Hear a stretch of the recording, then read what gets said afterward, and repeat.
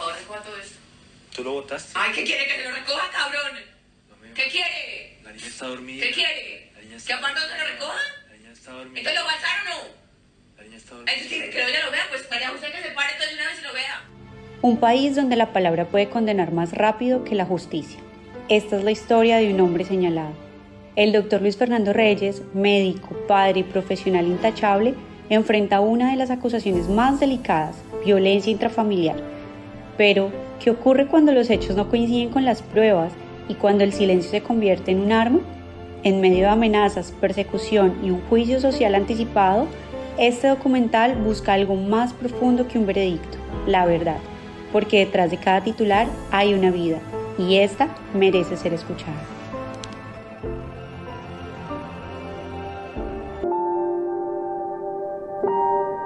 Bueno, yo pienso que Luis Fernando es una persona supremamente dedicada y apasionada por lo que hace. Yo vivo supremamente orgullosa de él y de hacer parte, pues, de su familia. Considero que tiene una labor muy linda. Sé que es una persona íntegra, es una persona muy responsable y apasionada por lo que hace. Es un excelente papá, un excelente esposo, excelente hijo, amigo, y considero que es un excelente doctor para todos sus pacientes, se preocupa mucho por ellas. Buen día para todos, yo soy el doctor Luis Fernando Reyes. Les agradezco de verdad de corazón por darme este espacio. He guardado silencio durante mucho tiempo, no por falta de palabras ni pruebas, sino por respeto. Básicamente respeto hacia la justicia, hacia ella, hacia nuestra hija. Pero llega un punto en que el silencio ya deja de ser, ya de proteger, y realmente empieza a salir, y ese momento es ahora. Entonces creo que es muy importante que yo esté acá para contar mi historia, no desde la rabia ni desde el rencor tampoco, sino desde la necesidad de que se escuche mi verdad. Yo también tengo derecho a defenderme. Yo realmente soy una persona inocente, y yo tengo que contarles todo lo que viví, que se entienda quién soy, todo lo que ha pasado, y por toda la cantidad de mentiras que se están diciendo sobre mí, porque realmente eso es falso. ¿Cómo conoció usted a Adriana Vargas? ¿Cómo comenzó esa historia? Bueno, sí, efectivamente yo la conocí a ella en el año 2010, cuando un colega cirujano plástico también me la presentó. Ella vivía en Estados Unidos, yo vivía en Colombia, en Bucaramanga. Comenzamos hablando por BlackBerry. Después de un tiempo nos empezamos a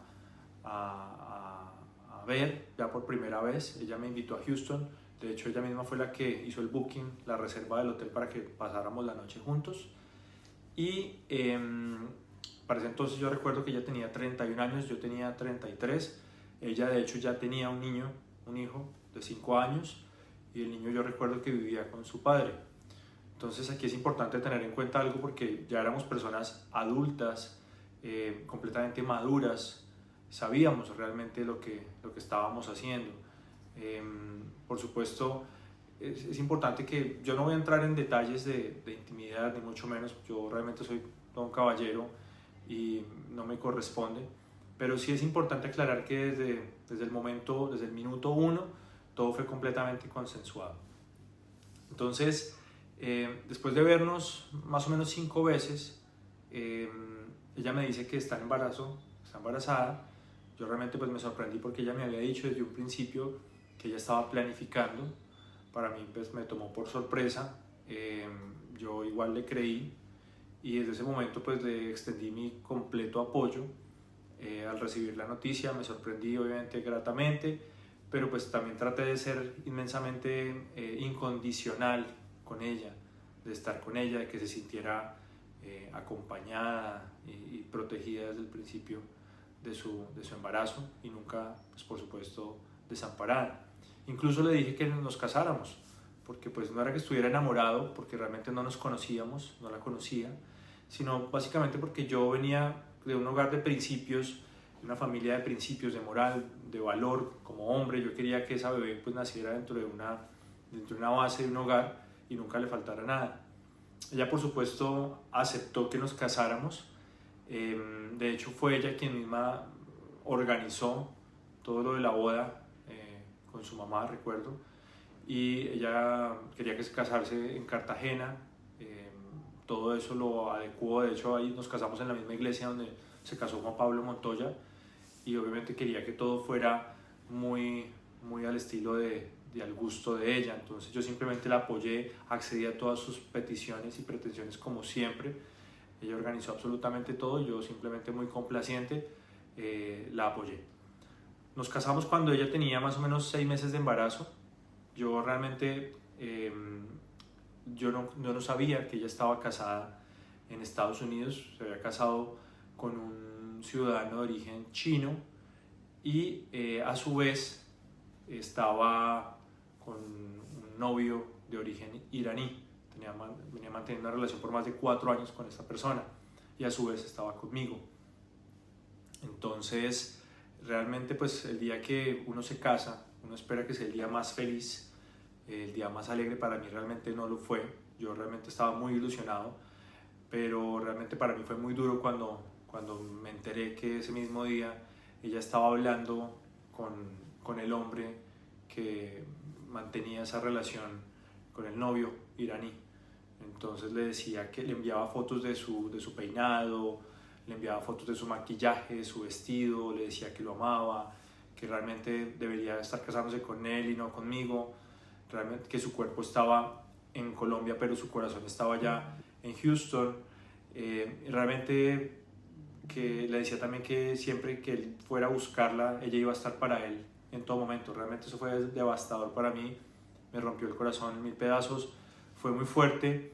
Incluso su propio papá, recuerdo mucho que se alejó de ella por vergüenza a lo que ella estaba haciendo, lo que me estaba haciendo, porque yo me estaba sintiendo muy mal. Y ella vino a pedirme perdón, que olvidara ese momento, que íbamos a formar una familia ya, que ella venía con un hijo mío en su vientre, entonces que la perdonara. Yo la perdoné y obviamente lo hice por mi hija, la bebé que venía en camino. Entonces efectivamente la niña nació en Estados Unidos. Cuando ella nació, pues mi felicidad fue grandísima. Yo me sentí muy orgulloso, muy feliz, como cualquier padre. Tuvimos una conexión muy, muy linda desde el principio. Como cualquier padre, yo disfrutaba del momento de darle el tetero, de vestirla, de cambiarla, de bañarla. Yo recuerdo mucho que yo compartía un tiempo de calidad muy, muy importante con la niña. La llevaba al colegio, a su ruta, salíamos de paseo los fines de semana, en fin. Eran momentos muy lindos.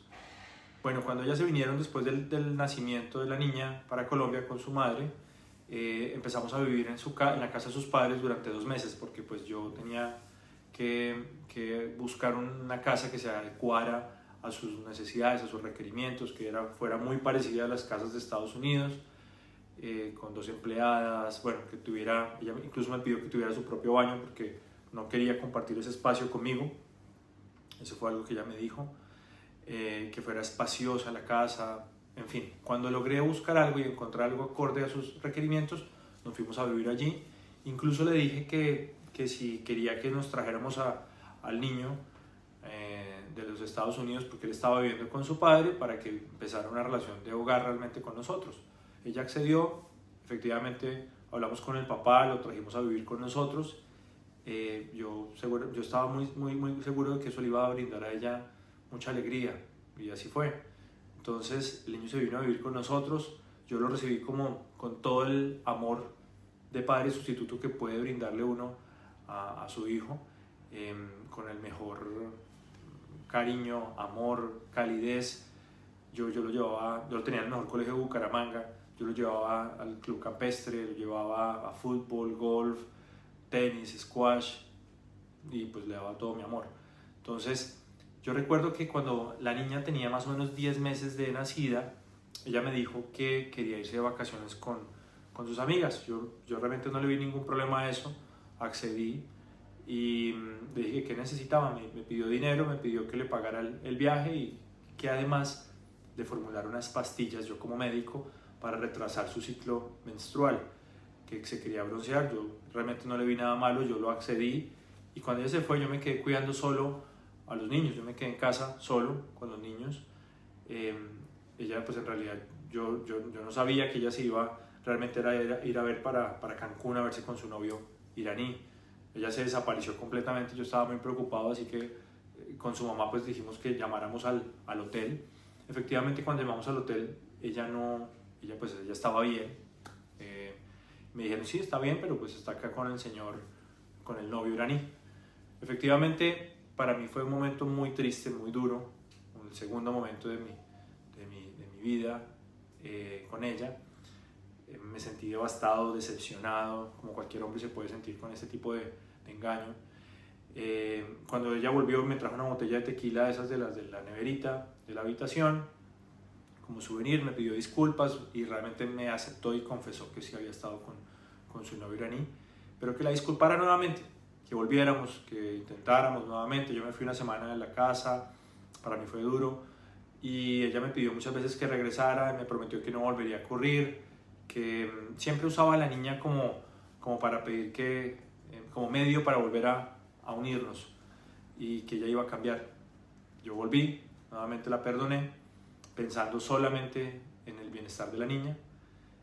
Seguimos con la relación, pero realmente esto se volvió cada vez peor porque ella se empezó a generar una cantidad de celos completamente infundados con cualquier mujer. Me celaba con mis colaboradoras en la clínica, en el consultorio, con las pacientes, las mamás de los compañeros de los niños, todas las personas que me rodeaban realmente. Entonces, no tiene sentido. Ya Por eso es que es mejor ni siquiera el consultorio, por eso es que la perra no ni siquiera ha sido capaz de hacer un ¿Cuál tratamiento. perra? Dígame, por eso es que... Ya no más perras, ya no más nada, Adriana, ya no más. Incluso recuerdo una vez que interpuso una denuncia penal y ella dijo que sospechaba de una de mis pacientes. Entonces ubicó a la mamá y a la hija, y los datos, absolutamente todos esos detalles personales, y dijo que temía por su vida y por la de la niña. Todo realmente por celos infundados. ¿Quién? ¿Otra persona que contraté? ¿Quién? ¿Eso qué tiene que ver? ¿Quién? ¿Eso qué tiene que Dígame ver? quién es. Alguien del Pinar, te lo dijiste tú. ¿Por qué? ¿Quién es? ¿Ella qué es suyo? ¿Su moza? ¿O qué es suyo? Adriana. No me importa, no me importa. ¿Usted cree que yo... ¿Cuántos años duró realmente esa relación? Y durante ese tiempo, ¿cómo fue realmente el trato de ella hacia usted? Yo me casé en el año 2010, estuvimos hasta octubre del 2015, no alcanzamos a completar 5 años. Realmente ella de base es una persona grosera, es una persona que usa palabras desmedidas. Cabrón, que no tiene nada, que no tiene nada, ¿Qué tiene que ver? que no tiene ni 5, hijo de puta, para pagar mensualmente todo lo que paga. Así como me trataba a mí, trataba a la gente de la casa, las empleadas del servicio doméstico, a mí me golpeaba, usaba gritos, palabras hirientes. Yo soy el hijo de puta más hijo de puta que existe en el mundo. Ya no más groserías, te digo, ya no más. Realmente yo trataba siempre de irme del lugar para evitar ese tipo de confrontaciones. A ella le daba mucha rabia que yo me fuera, entonces lo que hacía era lanzarme objetos como el control remoto. Una vez recuerdo que yo estaba durmiendo y me lanzó un vaso de agua por la cara mientras yo estaba durmiendo, y a veces me golpeaba ella misma en la cabeza, en la espalda. Ella incluso en otras ocasiones se golpeaba ella misma también. Testigo de todo esto eran las empleadas del servicio doméstico, como les digo, que convivían con nosotros. Durante el tiempo que usted nos ha hecho referencia, laboraba para Luis Fernando Reyes Mesa de Arenales Vargas Uribe. ¿Observó usted que el doctor Luis Fernando Reyes Mesa hubiese agredido en alguna ocasión verbalmente a la señora Adriana Lisset Vargas Uribe? No, señor, no, jamás eso. Igualmente, durante el tiempo que usted ha hecho referencia laboraba, ¿observó usted que el señor Luis Fernando Reyes Mesa hubiese en alguna ocasión agredido físicamente en su presencia a la señora Adriana Lisset Vargas Uribe? No, señor, yo nunca me sentí eso. Una ocasión recuerdo que la ventana estaba contigua al apartamento del lado. El vecino del lado vio que a través de la ventana él vio como ella me pegaba, me golpeaba y me gritaba, y él lo declaró bajo la gravedad del juramento. Incluso dijo también que nunca vio ni escuchó maltrato de parte mía, pero sí vio como ella me maltrataba a mí. En esa condición de vecino de los mencionados, ¿escuchó usted en alguna ocasión que Adriana Lisset Vargas Uribe hubiese maltratado verbalmente al señor Luis Fernando Reyes Mesa? Ah, bueno. Lo que vio, señor. Entonces, ¿qué pasó? Yo cuando escuché era que estaban como gritando, yo era el único vecino. Entonces lo que hice fue asomarme con mis hijos de la ventana mía, daba a la ventana de la alcoba como auxiliar de ellos. Y él estaba dentro de la habitación y la señora Adriana entró y comenzó a tratarlo muy mal y se le lanzaba a pegar. Y él lo que hacía era como defenderse. Yo, a pesar de eso, siempre intentaba resolver las cosas de manera pacífica, de tratar de calmarla por el bienestar únicamente de la niña. Yo recuerdo muy bien que la pelea sucedió en el año 2014, una discusión. Yo en ese momento estaba muy agotado, muy cansado, porque ya no aguantaba más. Entonces yo me fui de la casa, me fui del apartamento por un periodo de 3 meses. Durante ese tiempo ella me buscaba, me escribía permanentemente, me llamaba, me enviaba mensajes y videos de la niña diciendo que me extrañaba, me mandaba el zapatico de ella al lado del zapato mío, como manipulación. Incluso recuerdo que al final ya casi al final de esos 3 meses me regaló un retiro espiritual, un retiro de Maús, para que volviera a la casa. Yo hice el retiro y efectivamente pues yo volví después de esto, a pesar de que ella dijo que iba a cambiar y todo, pero no, yo realmente volví por mi hija. Pues todo siguió igual, por supuesto. Entonces las situaciones constantes de maltrato emocional, verbal, incluso físico, se dieron permanentemente.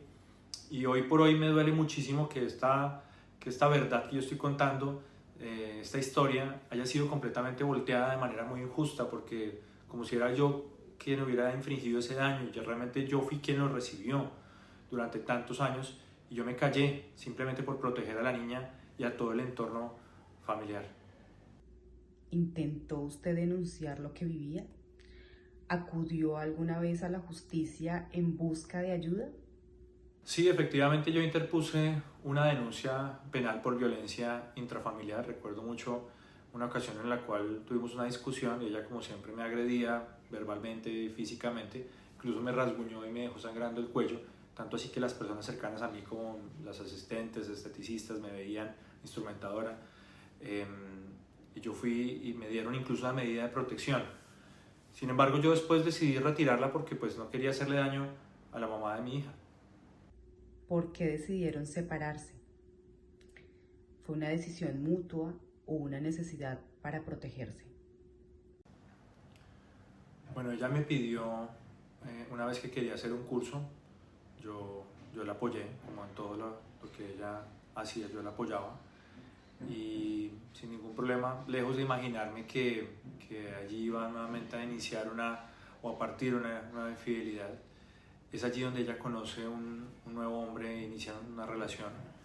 Yo me entero básicamente porque una de las empleadas del servicio doméstico que trabajaba en ese momento con nosotros me cuenta que ella la envía a medio tiempo, y que yo pagaba además, que ella la envía a que fuera medio tiempo a la casa de su nuevo novio, a que le hiciera aseo, incluso que para su fecha de cumpleaños le dejara pues un regalo encima de la cama con adornos, pétalos y demás, y que le organizara bombas y demás para ese día. Y también recuerdo que nosotros almacenábamos la fruta para la niña en el congelador. Pues asimismo también la fruta que yo organizaba para los jugos de mi hija en el congelador también se la enviaban al apartamento de él sin que yo me enterara. Incluso recuerdo que cuando me entero de todo esto, realmente yo fui ahí donde tomé la decisión y era completamente necesario irme para siempre. Ya no podía yo seguir pues tolerando y viviendo ese maltrato emocional. Yo realmente me sentía muy mal, los insultos, la humillación constante. Realmente esto era un desgaste diario, un desgaste emocional, y ahora una nueva infidelidad, pues realmente yo no podía seguir ahí. ¿Yo qué estaba haciendo entonces? Yo me puse a empacar en la habitación principal mi maleta, dejé mi celular en la mesa de noche.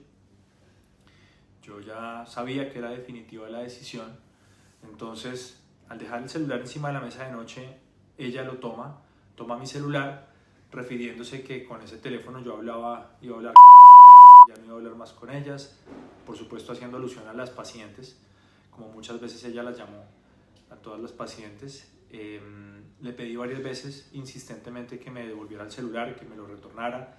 Yo no quería pelear, yo no quería discutir, realmente lo que quería era yo irme del lugar y evitar cualquier tipo de discusión. Me acerqué, tomé el teléfono de su pantalón y simplemente me fui de la habitación. Eso fue todo lo que sucedió. No hubo una agresión, no hubo un golpe, no existió ningún tipo de violencia, jamás. Ahí fue donde ese 15 de octubre del 2015 yo realmente no fui un agresor. Yo me fui simplemente para protegerme, para estar más tranquilo, pero lejos de imaginarme que lo que pasó ese día realmente era el inicio de una persecución que aún 10 años después no ha terminado. Y realmente esto es muy doloroso para mí y para los míos. ¿Quién pidió el divorcio? ¿Fue usted quien tomó la iniciativa de alejarse? Ella me insiste varias veces que regrese, que la perdone nuevamente, que ella no lo quiere a él, que realmente ella solamente lo estaba usando, que había sido un desliz, pero pues esta vez yo realmente me pongo firme y decido no regresar. Así que hacia el año 2016, el año siguiente, yo solicito el divorcio. Tiempo después, ella, como retaliación a que yo no quise regresar con ella, pues me interpone la denuncia penal de violencia intrafamiliar. Pero pues yo me pregunto por qué la denuncia no la colocó durante el matrimonio ni tampoco después de separarnos de cuerpos, sino fue realmente cuando vio que yo tomé la decisión de no volver y que formalmente pedí el divorcio y supo que en realidad pues yo ya no iba a volver con ella. Ella ha dicho que entre 2010 y 2016 fue víctima de violencia por parte suya. Cuéntenos la realidad. Bueno, sí, realmente pues esta es una acusación que más allá de ser falsa, es realmente dolorosa. Está totalmente en contra de todo lo que yo soy como ser humano, como hombre, como profesional de la medicina y como padre. Nunca, y realmente, óigase bien, nunca, jamás puse una mano, un dedo encima de ella, nunca la agredí, realmente nunca la maltraté. Todos esos años yo lo único que fue, yo simplemente cargué como con ese peso de una relación marcada con manipulación de celos enfermizos, de mentiras. Realmente poco a poco me fui enterando de muchas cosas y situaciones que ella me escondió desde el inicio. Yo le descubrí pues infidelidades, me hizo incluso escenas públicas, todo el tiempo estaba revisando mi celular, me espiaba incluso en el consultorio, llegaba a mi consultorio a espiarme, a ver yo qué estaba haciendo. Incluso recuerdo una vez que fue a una de la casa de una de mis pacientes a verificar si había pagado dinero por la cirugía, asegurando que yo de pronto la había operado o mirando a ver si yo había hecho algún intercambio para poder tener algún tipo de relación con ella. Entonces incluso le colocó una vez una denuncia penal a una paciente y acusó a una de mis pacientes, involucró a su mamá, averiguó dónde vivían y como todos esos datos tan personales, todo por celos enfermizos. Yo realmente me callaba, yo simplemente me aguanté todo por tratar de mantener tranquilidad, por tratar de tener paz, por mi hija. Violencia psicológica realmente sí la hubo, pero yo fui quien la recibió. Ella realmente me amenazaba con quitarme todo el tiempo a la niña. Cada vez que yo hablaba de separarnos, ella me decía que la niña ya no le importaba, que ya no la habíamos tirado. Eso no Parece cuadra. sano eso, que la niña Eso siga no cuadra, escuchando dígame. esto. Es que ya no importa si ya no la tiramos. ¿Cómo que no importa? Ya no la Mire lo que usted tiramos, está ya no la tiramos, ya no la tiramos. Es que eso ya no importa. ¿Cómo que ya no importa? Todo el tiempo me pedía dinero, me pedía propiedades, casas, apartamentos. Me decía que si yo me iba, que tenía que dejarle la clínica que yo estaba construyendo en ese momento. ¿Cómo vamos a limpiar eso? No tengo ni Porque idea. el 50% de este edificio es mío. Adriana, listo, Es mío. lo que tú digas está bien. Yo no tengo un soberano peso. No, pues porque otros los tienen. Fíjate la Yo sé que no cosa. los tienen. Yo sé que debe 30, yo sé que debe 600 y pico el banco porque también tengo el extracto suyo de las deudas, ya las tengo consolidadas, ya tengo claramente lo que usted debe en Corbanca, claramente lo que usted debe en Colombia, porque ya claramente me han dado todos sus datos. Bueno, pero Claramente ya los tengo. Entonces, así le sumen 1000. Así le sumen 1000. Así le sumen 1000. El 50% de lo que usted me debe siempre son unos 300 millones de pesos. ¿Usted cómo me los va a pagar? Dígame. Tengo ni idea. Usted no se va a quedar en la vida con ese edificio, ¿sabe? Tengo ni idea. Y yo no quiero una cuota. Yo quiero la mitad de ese edificio. Incluso recuerdo una vez claramente que me dijo que si yo la dejaba me iba a destruir, porque pues solamente con eso iba a estar feliz, que ella no iba a descansar hasta no verme o muerto o en la cárcel. Y eso fue lo que hizo cuando yo me alejé, cuando yo traté de irme y me fui. Realmente ella intentó destruirme y ya lleva 10 años, aún no ha parado, no quiere parar. De hecho, lo que más me sorprende de todas estas acusaciones es que aparecieron después, cuando yo me fui, cuando ya dije basta, cuando ya dije no más. Entonces ahí empezó ella a construir un relato que le sirviera para atacarme y para justificar todo su comportamiento. Entonces, yo realmente confío en la verdad, yo realmente confío en que tarde que temprano pues todo va a aclararse. Por eso hoy estoy aquí hablando con mi verdad, hablando sin miedo, ya no tengo temor y me interesa que ustedes me escuchen y que sepan realmente lo que sucedió. ¿En qué consiste exactamente la denuncia penal? ¿De qué lo acusan? En el derecho penal hay algo que se llama el escrito de acusación, que es básicamente donde la fiscalía enmarca la conducta con fecha, lugar, hora, datos muy precisos del acusado, y realmente pues es de ahí de donde se parte la defensa de cualquier ser humano en Colombia, independientemente que sea hombre o que sea mujer. Bueno, pues en el escrito de acusación, en el mío, en el que me acusaron, básicamente dice que me están acusando de haber ejercido violencia psicológica y haber ejercido violencia económica. No me dicen absolutamente nada más, jamás me hablan de violencia física, jamás me hablan de abuso sexual, ni siquiera me hablan de mutilación de senos, absolutamente nada adicional. Como por el contrario, sí salen públicamente a hacerlo y a divulgarlo en redes sociales. Realmente esto lo único que demuestra es la mala intención de las personas que están manejando todo esto. Su señoría, esta delegada observa, claro, señoría, el escrito de acusación, yo lo que tengo, nosotros vamos es por los hechos del 15 de octubre del 2015. ¿Solo por eso? Solo los hechos por esos hechos, señoría. No sé la apoderada víctima, realmente, señoría, yo también he tenido en el estudio de este caso, pero al analizar solamente encuentro esos hechos del 15 de octubre del 2015. Realmente es prácticamente imposible, su señoría, después de la separación la persigue porque no está delimitado en ninguna de las declaraciones de ella ni de los testigos que yo observé. ¿Qué pasó con ese proceso? ¿Se analizaron bien las pruebas? Bueno, pues como les venía diciendo, en el escrito de acusación que estaba en mi contra, básicamente se hablaba de una violencia psicológica y de una violencia económica, ningún otro tipo de violencia.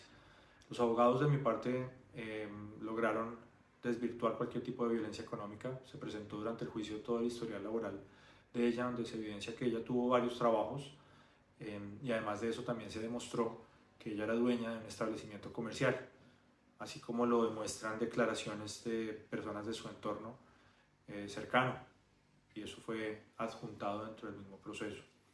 Yo nunca le impedí a ella desarrollarse económicamente, todo lo contrario, siempre intenté apoyarla en todas sus decisiones, siempre intenté apoyarla en todo lo que ella me pedía. Recuerdo que la asistente mía en ese momento de mi consultorio, ella atestiguó y bajo la gravedad del juramento habló que a pesar de que ella trabajaba, asumía pues yo todos los gastos del hogar e incluso sus compras personales. Yo de hecho le tenía una tarjeta de crédito abierta a ella para usarla como ella quisiera y le daba dinero en efectivo. De hecho recuerdo que la misma juez de primera instancia de ese proceso ella afirmó que nunca existió ningún tipo de violencia económica. Con respecto a la violencia psicológica, dentro del proceso ella aportó también una supuesta evaluación por una psicóloga que la estaba viendo. Según lo que decía, demostraba haber sido víctima de violencia, pero desde un principio realmente se demostró, quedó claro que ese documento no era una evaluación clínica seria, realmente era un texto completamente subjetivo, no tenía como el rigor metodológico ni tampoco la evidencia técnica. Realmente lo que hicimos fue que un perito experto independiente en psicología forense examinó el documento y dijo que no se trataba de una evaluación psicológica válida. Realmente le faltaban, no tenía como parámetros técnicos, no utilizaba las escalas diagnósticas ni actualizadas ni tampoco reconocidas, y a pesar de eso también carecía de todas las pruebas objetivas que le dieran el suficiente soporte a las conclusiones de que existiera violencia de tipo psicológico. Recuerdo también que el mismo perito dijo y también dejó muy en claro que la persona que hizo el informe no era experta en violencia ni en trauma. Entonces el documento estaba lleno como de muchas apreciaciones muy personales sin ningún fundamento clínico válido. Entonces recuerdo que también dijo que no había una trazabilidad entre lo que ella afirmaba y lo que clínicamente podía comprobarse.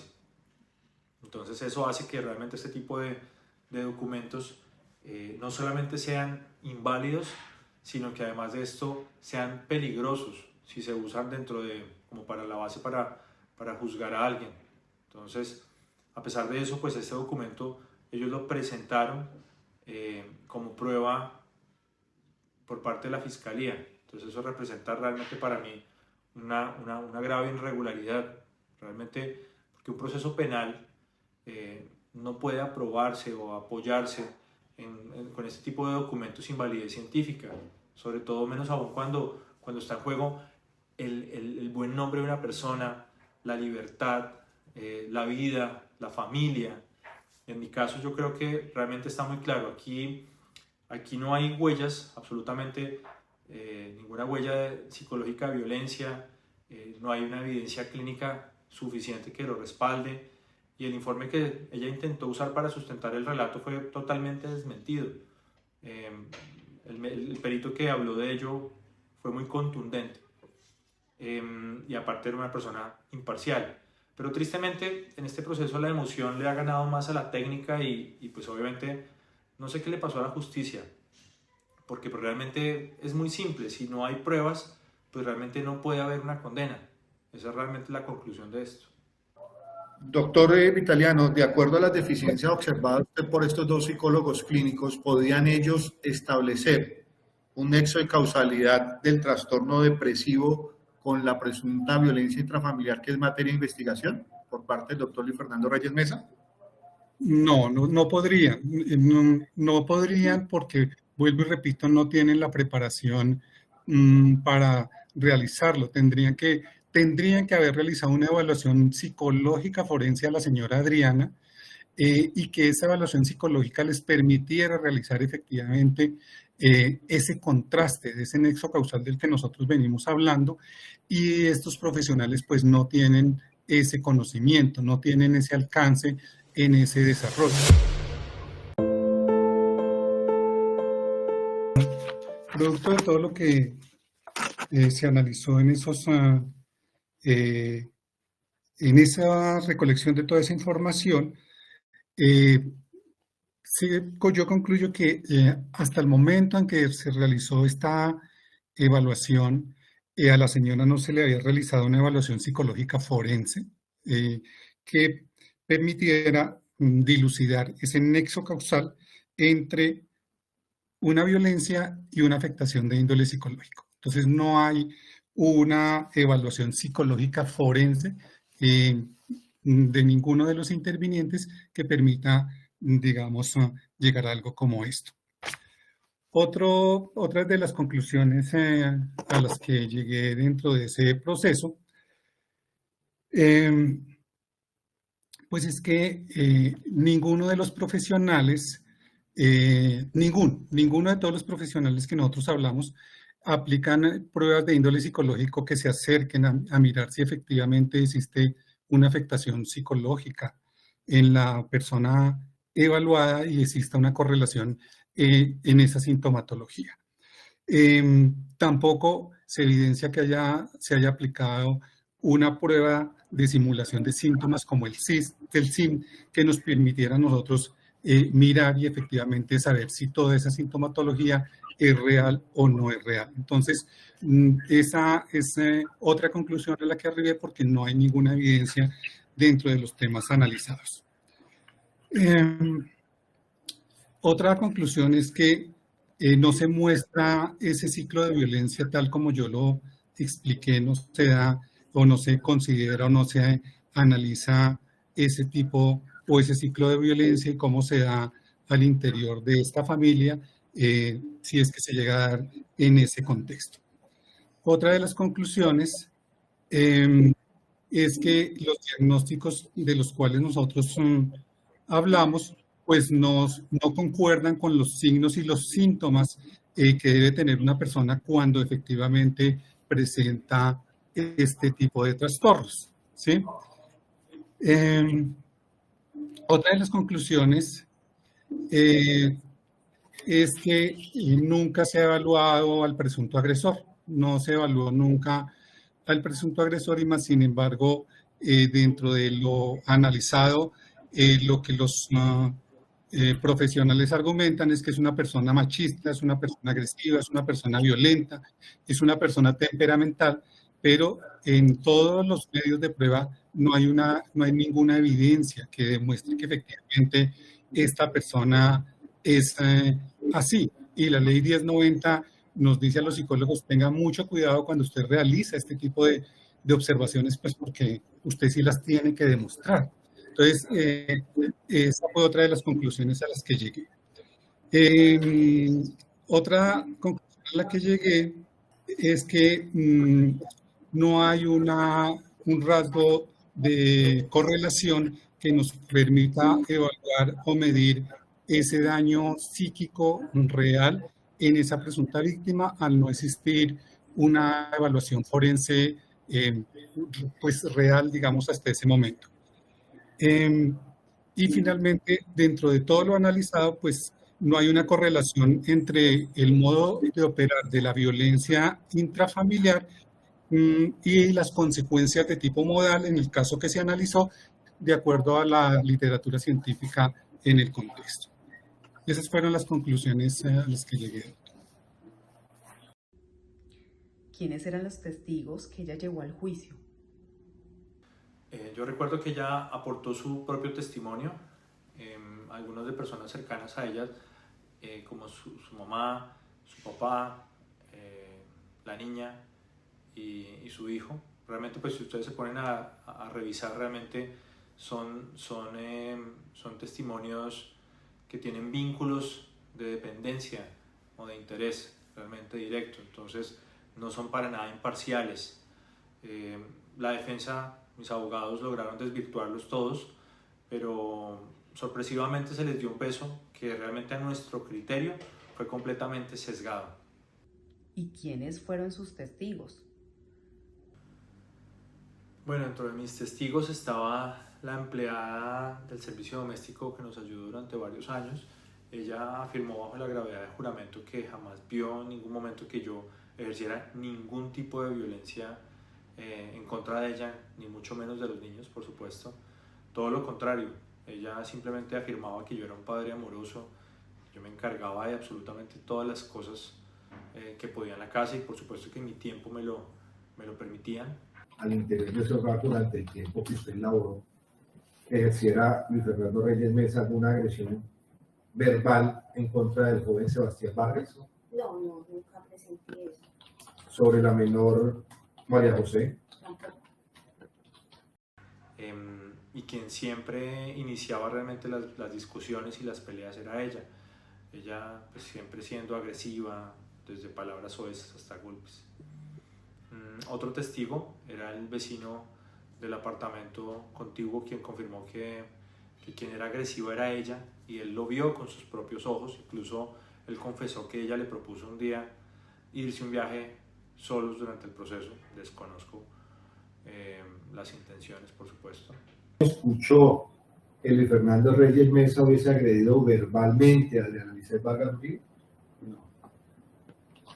Durante las reuniones que usted tuvo con Luis Fernando Reyes y Adriana Lisset Vargas Uribe, ¿observó usted que en alguna ocasión Luis Fernando Reyes Mesa hubiese humillado en su presencia a Adriana Lisset Vargas Uribe? No. Otra testiga que estaba allí era la asistente que en esa época me colaboraba en el consultorio. Ella confirmó que ella tenía independencia económica total. Además era yo quien asumía todos los gastos del hogar para que su remuneración, su pago, pudiera gastarlo como ella quisiera. Ella además, como les decía antes, yo le dejaba una tarjeta de crédito para que ella la gastara. Incluso me sorprendió con una hermosa frase que decía que quien no quisiera tener un esposo como el doctor. Otro testigo que recuerdo, un amigo que nos vio compartir momentos donde siempre yo fui gentil, caballeroso, como siempre acostumbro con ella. Otro testigo que estuvo allí fue el psiquiatra infantil. Él valoró a toda la familia y confirmó que jamás se mencionó que yo ejerciera ningún tipo de maltrato hacia ella, mucho menos hacia los niños. Incluso valoró a mi hija después del divorcio y la niña le decía que insistentemente su mamá le decía su papá es malo, su papá es malo, su papá es malo, pero la niña no entendía el porqué. Extrajudicial, si en las consultas que concurría la señora Adriana Vargas con el mencionado menor a esas valoraciones por psiquiatría, ¿se ventiló en algún caso violencia intrafamiliar por parte del señor Luis Fernando Reyes Mesa? No, nunca. No. En las demás consultas en las que usted participó respecto a la valoración de este menor, ¿en alguna ocasión se estableció violencia intrafamiliar hacia ese menor por parte de Luis Fernando Reyes Mesa? No, nunca. ¿Nos puede indicar cuál fue entonces el motivo de la consulta de este menor de nombre Sebastián? Textualmente textualmente no me acuerdo, pero era un problema de comportamiento. El niño estaba prácticamente recién llegado, llevaba como 3 o 4 meses de Estados Unidos, que es donde él vivía con su familia paterna y en algún momento con la mamá, hasta que la mamá se separa del padre y se viene para Colombia. El niño cuando llegó a mi consulta, tenía entre 3 y 4 meses de haber llegado a Colombia y se estaba portando mal en el colegio, no le estaba yendo muy bien académicamente y su dinámica fluctuaba entre el comportamiento y bajo rendimiento. Entonces, algunas veces se portaba bien, pero el rendimiento académico no era bueno, otras veces el rendimiento era bueno, pero el comportamiento no, y así fue todo el tiempo. El comisario de familia también recuerdo que estuvo allí como testigo, el que en múltiples ocasiones yo tuve que acudir, no solamente para que evidenciaran el maltrato al que yo estaba expuesto, sino que también fue testigo muchas veces de que no me dejaban ver a la niña. Yo tenía que pedir acompañamiento policivo para poder ejercer mi derecho de las visitas. Recuerdo como en 2 o 3 ocasiones yo atendí al señor Luis Fernando, donde también denunciaba un hecho de violencia por parte de la esposa, lo cual yo simplemente lo que hice fue entregar un amparo policivo, porque ya me han manifestado que habían unos hechos de violencia, y lo remití dirigido a la comisaría correspondiente o al competente en ese momento. Y otro momento fue un acompañamiento de parte de la policía, del CAI más cercano, para que,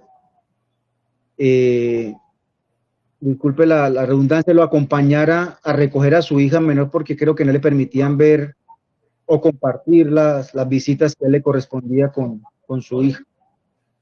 Entonces él llegaba a comentar de que no se le permitía o que no se encontraba la menor en el momento, o decir que se la escondían y él no podía compartir con su hija. Entonces llegaba a decir que por favor necesitaba que la policía la acompañara donde residía la menor para que la policía pues pudiera mediar en ese sentido y él pudiera compartir con su hija. El hombre veía muy afectado con el tema de no poder compartir con su hija, porque decía que no se la permitían ver.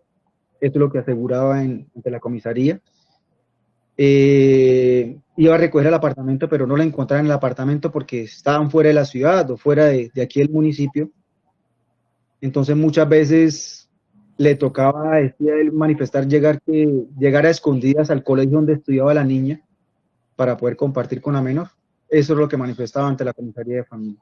Pues lo que le mostraba directamente a la comisaría de familia era que pues amaba mucho a esa niña, pues era su adoración en esos momentos, porque igualmente lo manifestaba así de esa manera y pues llegaba ya pues algo triste y muchas veces, le soy sincero, llorando a la comisaría de familia porque no se le permitía ver la menor. Y la niña creo que lo recibía con afecto dentro del colegio, según lo que él manifestaba también. Otro testigo dentro del proceso fue mi esposa, Nicole Echeverry. Ella, por supuesto, confirma la persecución de ella hacia nosotros y pues cómo era mi relación con la niña, específicamente diciendo que la mamá ejercía un poder dominante sobre la niña. Había otro testigo, una de mis abogadas, quien declaró también bajo la gravedad de juramento que ella ha interpuesto más de 30 procesos en mi contra, todos por supuesto después del divorcio y con claros fines económicos. Tengo procesos penales, tengo procesos civiles y tengo, pues en los civiles están en los juzgados civiles del circuito de Bucaramanga como el 7º, 8º, 3º. Tengo en los juzgados de familia, que son los procesos de alimentos, y tengo los procesos, las denuncias ante la fiscalía por inasistencia alimentaria, tengo por alzamiento de bienes, tengo por falsedad en documento, tenemos este proceso de violencia intrafamiliar. En total, más o menos, la señora Adriana, entre el 2018 y 2024, le ha instaurado alrededor de 30 procesos. Todos con fines económicos, por supuesto. Indíquele a este estado judicial, cuando usted dice de intereses económicos, si usted recuerda las pretensiones en los procesos que ha hecho referencia, en este caso del señor Luis Fernando Reyes Mesa, como de una de las partes, y Adriana Vargas Uribe. Doctor, prácticamente todas las demandas, en particular por eso están en los civiles de circuito, están en 3.200 millones y 2.000 millones de pesos cada uno de ellos. En ese sentido, yo puedo decir, doctor, que tengo cómo probar y bajo la gravedad de juramento de que los procesos que alimentos que colocó, básicamente, que fueron como 7 intentos, fue cuando el doctor Luis Fernando Reyes se fue a casar en el año 2021 para evitar la salida del país para su luna de miel. También tuve una psicóloga forense dentro del proceso, experta que ella determinaba que después de ciertos exámenes técnicos y de alta precisión yo no tengo ningún tipo de rasgo compatible con personalidades agresivas o relacionadas con algún tipo de conducta de maltrato. Y recuerdo había un perito también que evaluó la situación del video con detalle, donde claramente él contó y dijo claramente que yo simplemente no evidenció ningún tipo de maltrato, simplemente lo que yo hice fue acercarme a retomar un objeto que era mi celular, lo tomo de su bolsillo, salgo de la habitación y me voy. Entonces con esto demuestra claramente que no hubo ningún tipo de maltrato en ese evento. Ahí es que están como hablando, o sea, hablando es lo que se observa, digamos, ahí en el video. Producto de esa interacción, parece ser que la señora oculta algo, ¿sí? Oculta algo. El señor trata de quitárselo, forcejean, pero forcejean es por quitar ese elemento, por apoderarse de ese elemento. Y una vez el señor retira el elemento de la señora, se retira de la escena. Eso es lo que se ve ahí en esa grabación. Algunos medios aseguran que usted fue condenado. ¿Puede contarnos qué dice realmente esa sentencia y en qué etapa está el proceso? Sí, la verdad, pues con demasiada sorpresa recibimos un fallo en primera instancia que ya ha sido apelado por los abogados de mi defensa. Es muy importante aclarar que esto es un proceso, esto no ha finalizado, son aproximadamente cuatro etapas o 4 instancias. Esta hasta ahora es la primera y por supuesto esto se encuentra en curso, en apelación. Realmente en nuestro sistema judicial en Colombia, una sentencia no está considerada definitiva hasta que no esté ejecutoriada. Y yo estoy haciendo uso de todos los recursos completamente legales disponibles para demostrar mi inocencia, porque yo realmente soy inocente. El proceso principal se encuentra en este momento en segunda instancia, estamos esperando esa segunda instancia. Hemos aportado todas las pruebas contundentes que desmontan completamente los señalamientos que están haciendo en mi contra. Yo realmente jamás, nunca cometí los actos que ella afirma que yo hice, y además en Colombia un ser humano, sea hombre o mujer, es inocente hasta que no se compruebe lo contrario, hasta que se deje en firme una sentencia final, lo cual aún todavía no ha pasado y obviamente no pasará porque yo soy inocente. Yo soy una persona que estoy tratando de hacer las cosas bien y lo he venido haciendo siempre. Sin embargo, esta manipulación mediática de la información solamente demuestra las verdaderas malas intenciones de quienes lo han hecho. En redes sociales circula un video donde ella lo acusa de maltrato. ¿Qué puede contarnos al respecto? Sí, efectivamente, quiero hablar de ese video. Realmente es un video que ella ha usado de manera repetitiva y donde ha querido mostrarme como un monstruo, como un hombre violento, el cual no soy, para totalmente desdibujar mi imagen, para desdibujar completamente la verdad. Yo realmente lamento profundamente que esté usando un video totalmente fuera de contexto, como les digo, simplemente para alimentar una narrativa completamente falsa. De hecho, es muy importante que todos ustedes sepan que ese video no fue incorporado como prueba fílmica por la Fiscalía dentro del proceso penal. Eso, por supuesto, esto inmediatamente ya dice muchas cosas. Entonces, porque si realmente ese video mostrara lo que ella dice, ¿por qué no lo incorporaron? ¿Por qué no lo metieron como prueba? Es muy simple, realmente, porque el video original no tiene ningún tipo de acto de violencia. Realmente, de hecho, los abogados de mi defensa, como les dije anteriormente, lograron que un perito experto revisara a detalle y analizara completamente el video sin ediciones, y él concluyó que no se observa ningún tipo de agresión física, solo simplemente el momento donde yo retomo el objeto, mi celular, de su bolsillo y me retiro de la habitación.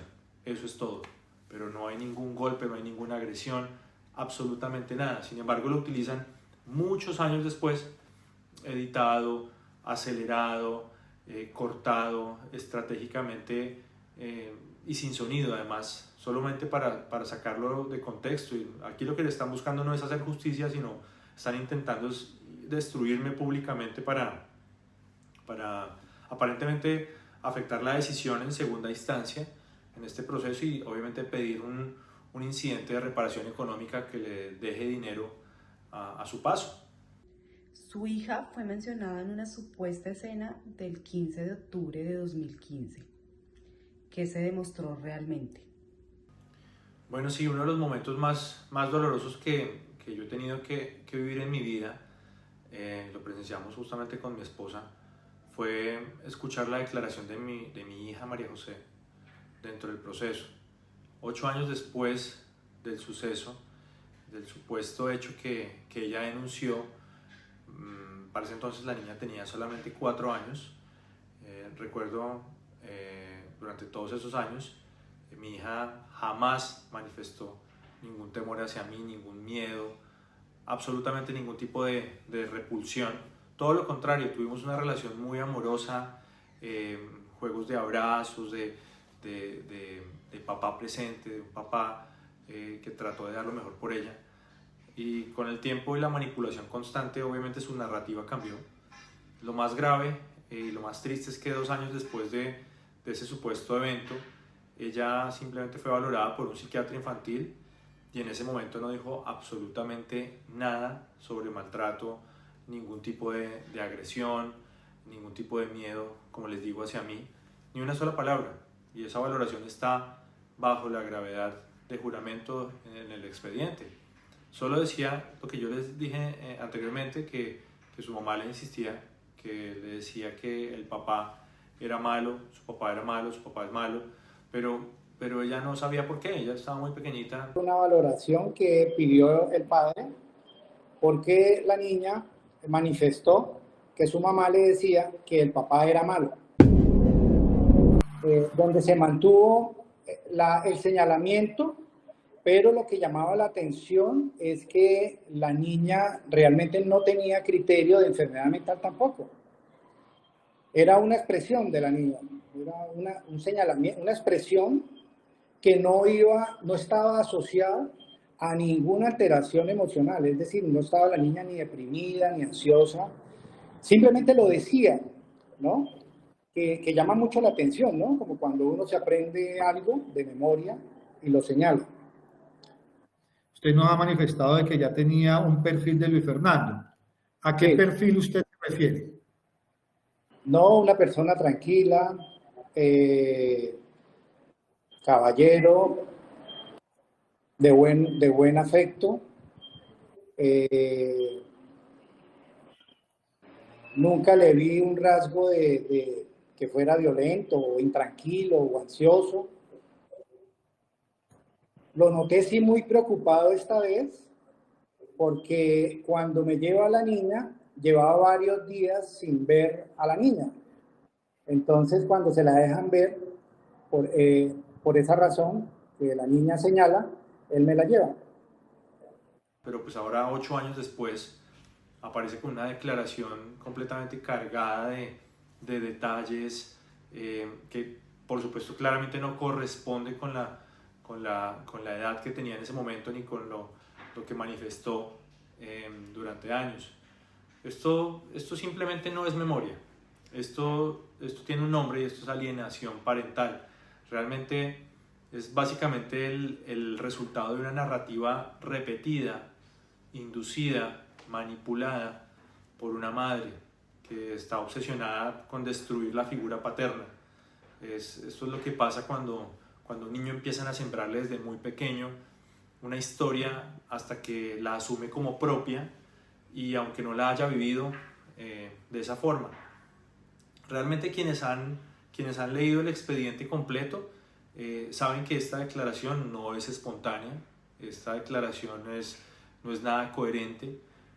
Como les digo, esto no es justicia, esto es una construcción emocional guiada y lamentablemente pues, es una de las formas más crueles de maltrato infantil.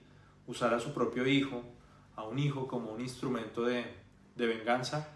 Realmente mi hija merece saber la verdad, merece conocer la verdad, merece crecer libre del odio que no le pertenece a ella.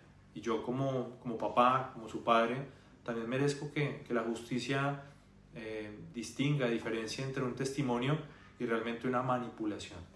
Ella también lo acusó de agredir a su hijo.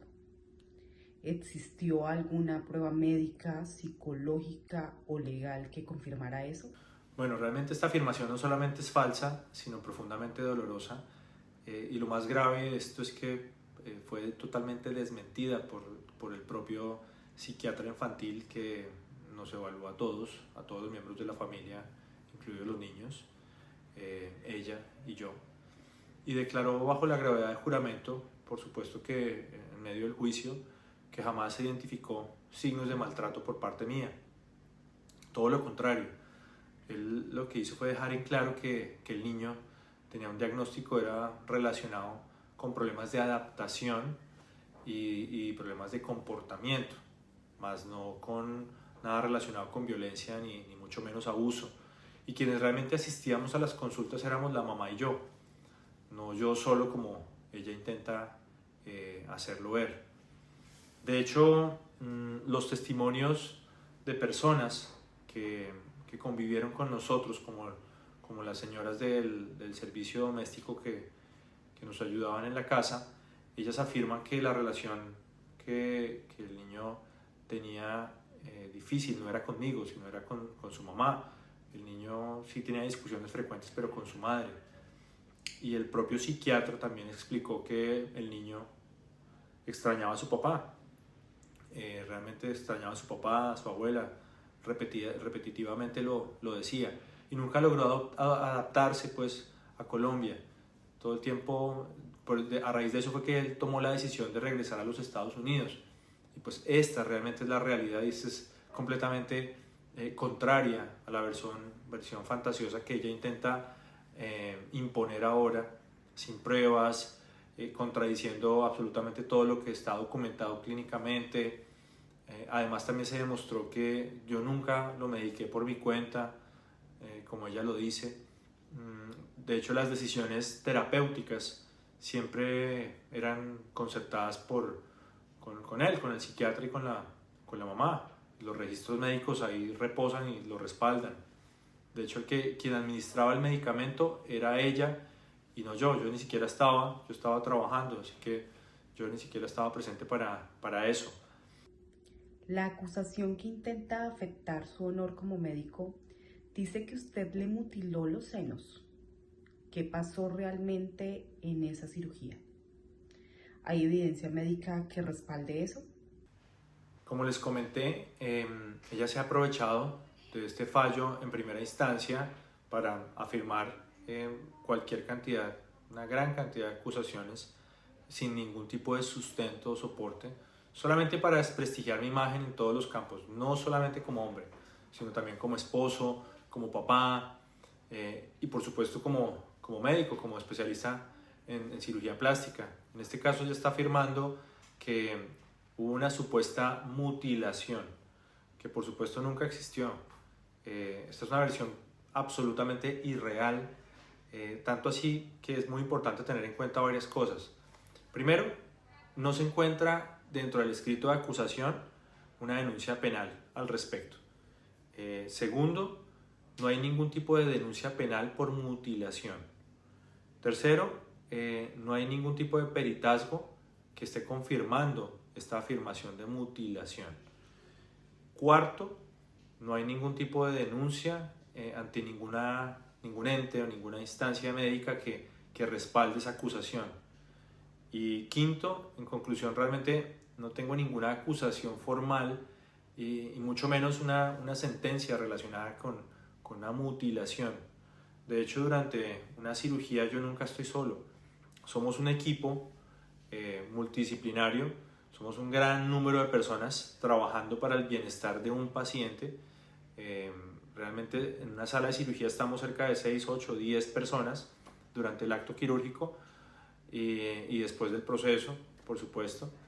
Una mutilación sería demasiado evidente, es muy claro y sería pues muy clara para todo el equipo médico y paramédico, y de hecho por el contrario, colegas míos, cirujanos plásticos que la han atendido después han confirmado realmente que esta afirmación es completamente falsa. Esto no es cierto. Esto no solamente es una manipulación mediática para lograr que en segunda instancia salga una decisión a favor suyo por toda esta presión social que está ejerciendo. Realmente esto no es real, esto es solamente una estrategia que se está llevando a cabo de parte de ella. Después de la separación, ¿cómo fue la relación entre ustedes? Después de la separación, ella ha iniciado más de 30 procesos legales en mi contra. Claramente todos sin fundamento. La relación se tornó hostil, especialmente cuando me negué a firmar todas esas letras en blanco o acceder a sus pretensiones o peticiones económicas desmedidas de más de 2.000 millones de pesos. Desde entonces ha utilizado el sistema judicial para ejercer algún tipo de presión, realmente no como búsqueda de justicia, sino de venganza y en busca de dinero, básicamente, que es lo que ella pretende, porque en los demás procesos ha llegado a pedir entre 1.200 y 3.000 millones de pesos. Pero sin duda la peor parte inició cuando yo inicié mi relación con mi actual esposa, Nicole Echeverry. Aquí se acentuaron muchísimo sus malos tratos, sus agresiones, sus acosos en redes sociales. Ustedes no se imaginan, no solamente en mi contra, sino también en contra de mi esposa, que mi esposa no tiene nada que ver en el tema.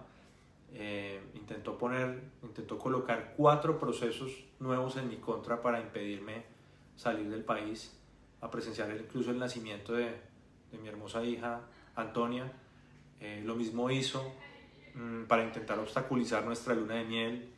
A mi esposa le escribe desde perfiles falsos, se burla de su físico, se burla de su condición de cirujana, le dice groserías, la acusa falsamente, le toma foto absolutamente a todo lo que hacemos, a lo que comemos, a dónde vamos. Si mi esposa tiene un bolso nuevo que se compra, ella averigua inmediatamente dónde conseguirlo, cuánto vale. Recuerdo que cuando nos casamos, ella le envió mensajes burlándose por haber impedido, porque ella impidió que nos casáramos por la iglesia. Entonces le escribió al wedding planner, al joyero, al que le vendió las joyas a mi esposa, a la diseñadora del vestido de ella también. Incluso recuerdo que denunció el sitio donde nos casamos para intentar hacerles perder incluso la licencia de funcionamiento. ¿Qué puede contarnos respecto de la nulidad matrimonial religiosa? Sí, claro, por supuesto.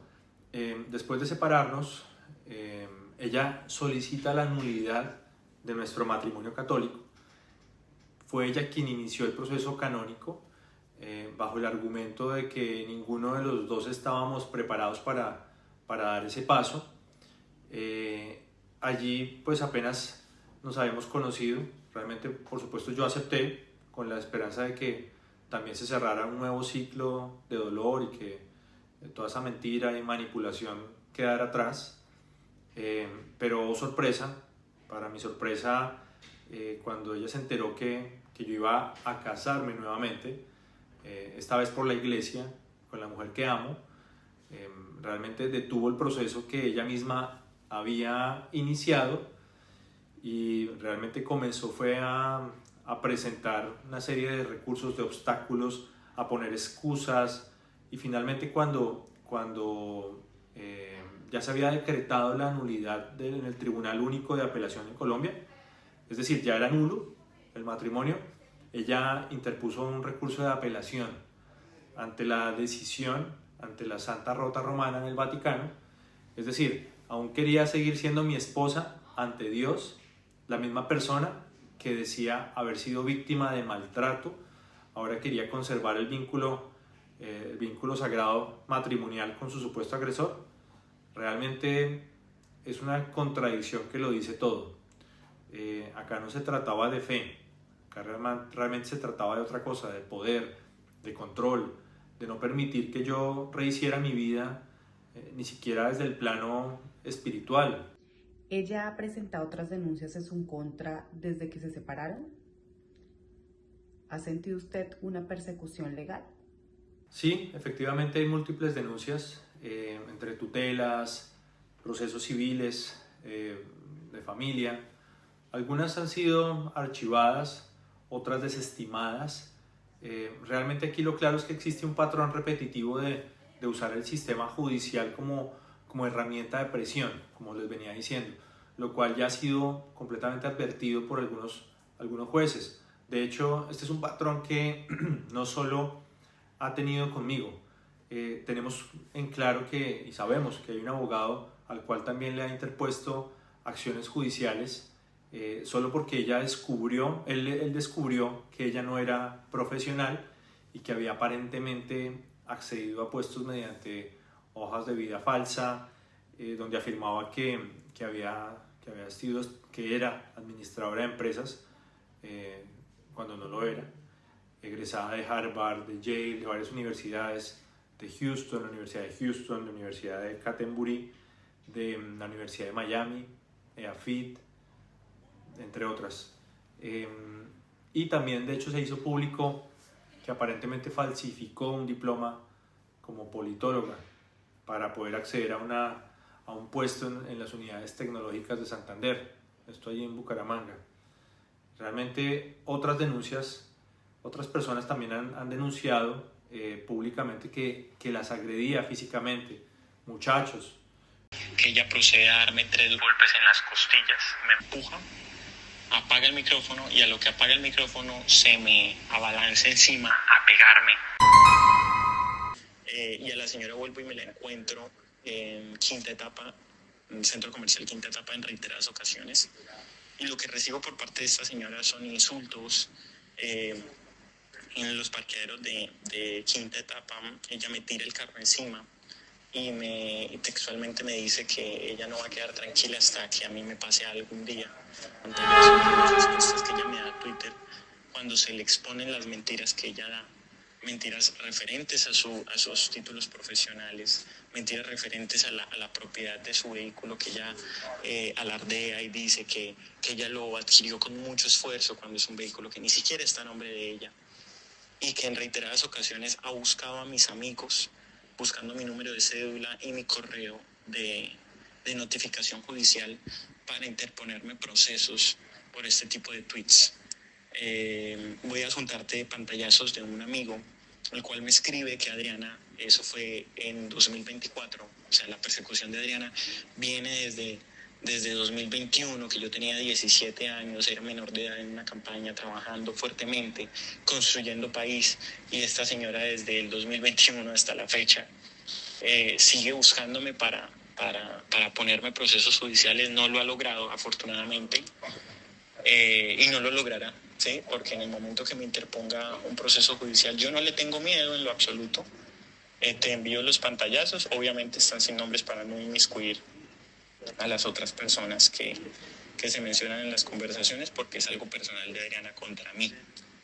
Esta señora tiene un alcance increíble que incluso yo manifesté y se lo he manifestado vía Twitter y vía personal, que a mí me da miedo que ella me pueda hacer algo en algún momento por su compulsividad y por su manera de actuar. Entonces ahí te cuento mi historia con Adriana. De verdad que es una cosa loca, es una cosa bárbara. Esta señora no tiene ningún tipo de límites, y ella guarda rencor los años que sean necesarios. Si veo que una persona está avanzando en su vida, hace todo lo posible por estancarlo o por hacer cualquier cosa. Tanto es el nivel de locura de Adriana Vargas, su odio, su rencor, trasciende durante años. Es una señora que me ha buscado año tras año y no hay un año que no me deje a mí tranquilo. Este 2025 tirándome el carro encima en Quinta Etapa, en el centro comercial, e insultándome. El 2024 tratando de ponerme acciones judiciales. El 2023 insultándome en redes sociales. 2022 agrediéndome y 2021 agrediéndome. Entonces, yo no sé la verdad hasta qué punto cree esa señora que la sarta de mentiras que ella carga le van a creer o le van a rendir frutos. Estamos viendo ahorita que trató de sacar su título con su tarjeta profesional con títulos falsos. Es una mitómana, es una señora que tiene un desequilibrio mental a un nivel estratosférico, y espero que la verdad el doctor Luis Fernando pueda salir de esta, porque tienen un nivel de locura que solamente podría hacerlo Adriana, y que solamente puede tergiversar a Adriana para llevar a cabo. Que han aparentemente falsificado incapacidades médicas, hay firmas también en actas para mover un revisor fiscal y poder firmar contratos de cientos de millones de pesos. Varias irregularidades.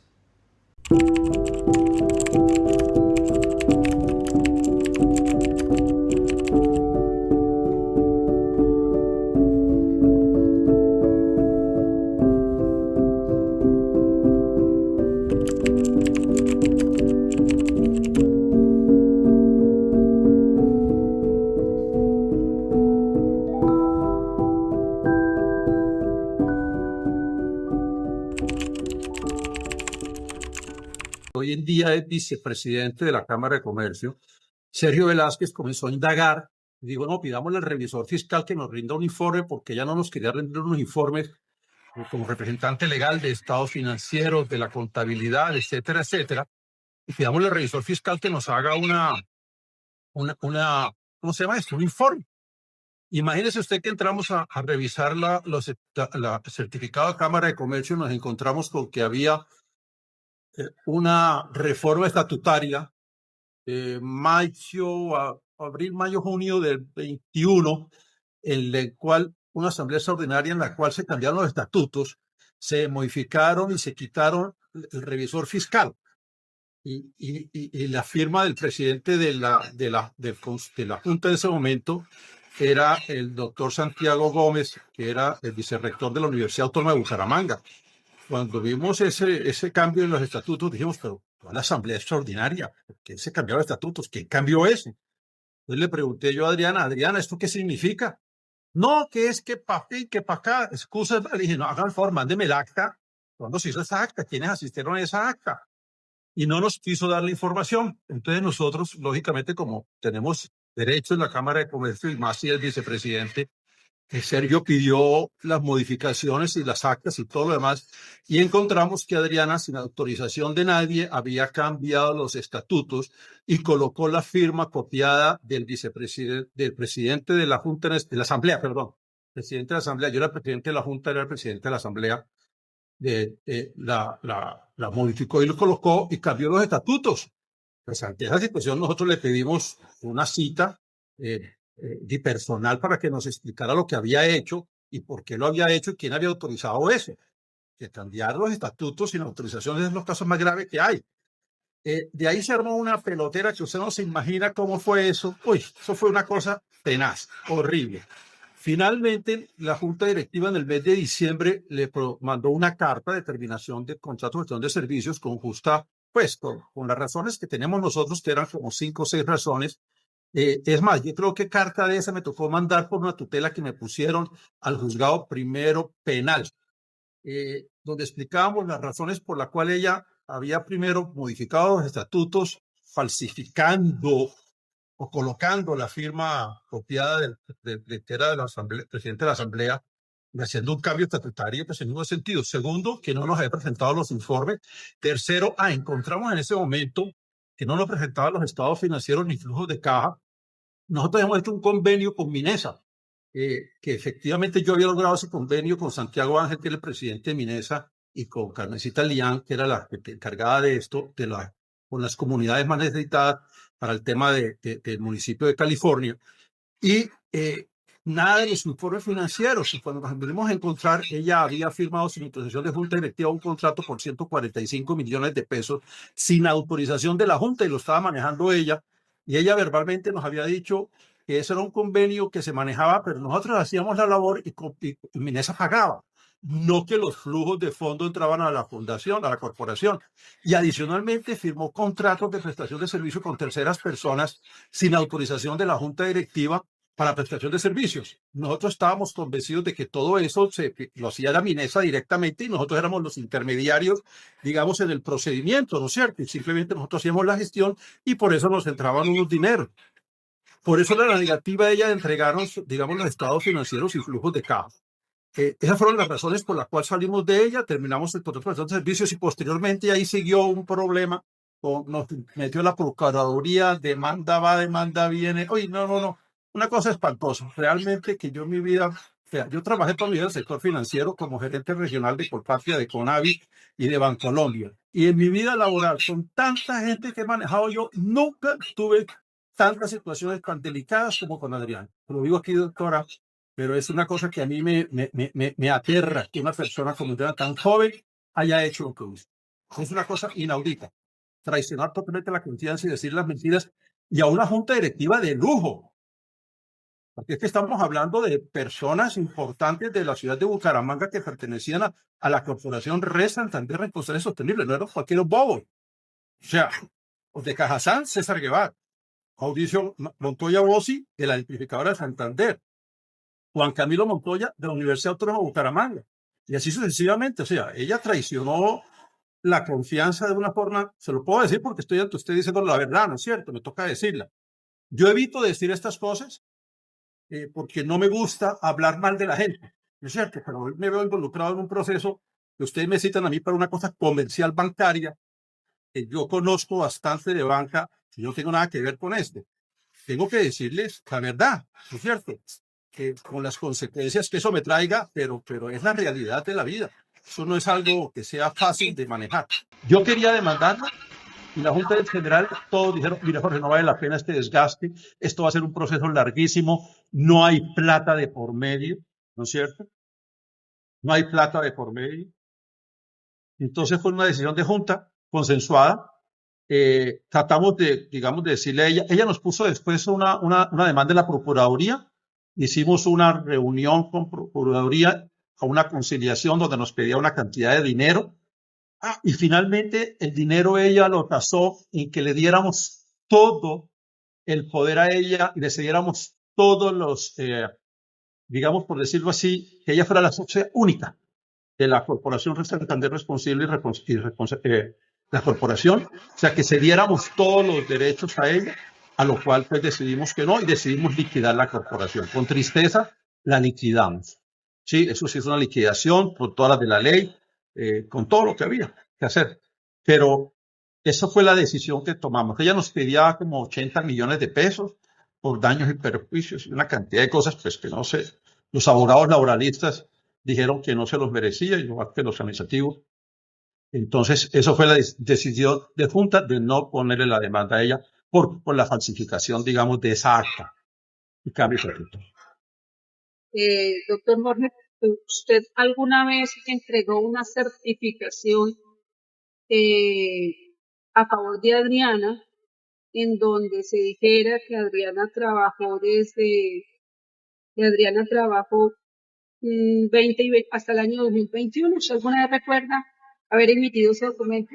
Pues imagínense que una vez alguien me mandó una certificación que iba dirigida a las unidades tecnológicas y yo, cuando alguien me mandó esa información, ahorita no me acuerdo quién me la mandó, y yo me di cuenta y dije que pero yo no he firmado esto. Entonces yo llamé a Omar Lenkerke, le escribí a Omar Lenkerke, el rector, y le dije, Omar, mira, está esa certificación que yo no he firmado.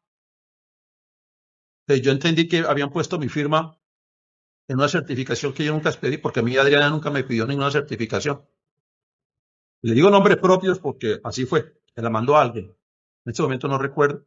Yo llamé a Omar Lenkerke y le dije, Omar, esto no es cierto. No le di más explicaciones, ¿no? A Omar no le conté una sola palabra de nada de lo que había pasado con Adriana. Él la conocía, sabía que ha trabajado conmigo. Don Jorge, ¿usted sabe si ella inició alguna acción civil o laboral en contra de la corporación? Ella inició en la Procuraduría, como le dijo, nos citó a todos los miembros de la Junta Directiva y tuvimos una reunión en el 2022 o 23, 22. En el 22 tuvimos una reunión con la Procuraduría virtual y no se llegó a ninguna conciliación. Pero no nos demandó. Que sepamos nosotros una demanda, no lo hizo. Porque si nos demandaba, ahí sí veríamos nosotros todo contra ella, ¿no? Don Jorge, que no se atrevió. Informe a este despacho si ella se presentó ante ustedes como profesional. En caso afirmativo, ¿qué profesión tenía? Tendría que mirar la hoja de vida de ella. Ella nos presentaba una hoja de vida con muy buena experiencia laboral, y las recomendaciones que recibí fueron buenas, no hicimos más investigación con respecto a sus títulos. Lo que sí recuerdo en este momento, perdóneme que ahora que usted dice lo profesional, resulta que cuando quedó Juan Carlos Cárdenas de alcalde, ella estaba trabajando en un tema que nosotros la mandamos como hacíamos en la Junta, participar en la parte público-privada, y entonces nosotros participamos con la ANDI, con la Cámara de Comercio, con la Comité de Gremios, en todas las actividades que tenían que ver con la parte de desarrollo empresarial y local. A ella, en esas reuniones, resulta que un día me llega un video que Juan Carlos la nombra directora del IMEU. Y yo la llamé enseguida y le dije, Adriana, ¿esto qué significa? ¿Cómo así que usted se va, que un video de Juan Carlos en las redes diciendo que usted es la directora del IMEU, usted no nos ha contado nada?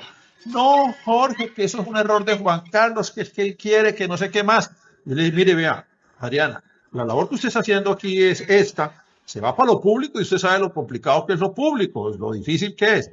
A los pocos días o meses o semanas, no sé cuánto tiempo, salió que ella no había podido homologar unos títulos que tenía. Sí, de eso me acuerdo de ese. Pero nosotros no verificamos esa información, nosotros necesitamos la parte comercial y de relacionamiento, digamos, y que tenía la certificación de la Cámara de Comercio. Confiamos en que la Cámara de Comercio, que hace un proceso de selección muy rígido, hubiese validado toda la información, porque ella venía de la Cámara de Comercio y recomendada por la vicepresidencia de la Cámara de Comercio, que hacía parte también de nuestra junta como invitado especial, Laura Valdivieso. Don Jorge, informe al despacho de acuerdo a una respuesta que usted le acaba de dar. Si fue por ocasión de que no pudo homologar o no pudo demostrar los títulos, que el exalcalde no pudo nombrarla en el cargo en el que había salido opcionada de acuerdo a las redes. Eso salió publicitado en todas partes, pero yo de los detalles no me acuerdo, detalle por detalle no me acuerdo, no le paré bolas a eso. Después del fallo en primera instancia, ¿cómo se ha comportado ella? ¿Ha usado la decisión judicial para atacarlo públicamente? Bueno, después del fallo en primera instancia, como les venía diciendo, que no es una condena firme, realmente esto ya fue apelado por mis abogados de la defensa. Ella se ha encargado de intensificar su campaña para destruirme. Entonces, tan pronto fue ese fallo, se ha encargado de usar esa sentencia como excusa para justificar públicamente una narrativa que viene construyendo desde hace años, por supuesto sin pruebas, sin límites y por supuesto sin verdad. Desde ese momento pues ha hecho todo lo posible por presentarme ante el mundo como un agresor, que no lo soy, ignorando por completo que el proceso sigue en curso, que esto todavía no se ha acabado. Además que no tengo orden de captura, yo soy un hombre absolutamente libre, que no hay ninguna decisión definitiva porque pues esto no está ejecutoriado, pero a ella no le interesa la justicia, a ella le interesa básicamente es la destrucción pública de mi nombre, en redes sociales, en chats, en entrevistas filtradas de forma estratégica, se ha encargado desde de difundir sin límite información completamente tergiversada, sacada de contexto y por supuesto muchas veces falsa. Esta no es una lucha por la verdad, como les digo, esto es una venganza personal y por supuesto la sentencia, aunque injusta, realmente fue usada como el combustible perfecto para alimentar ese odio que viene arrastrando desde el día que yo decidí no seguir con ella. Entonces no es la primera vez que lo hace, realmente no es la primera vida que intenta destruir, pero esta vez lo está haciendo con una estrategia fría, calculadora y completamente sostenida. Realmente lo que ella ha hecho desde esa sentencia no es justicia.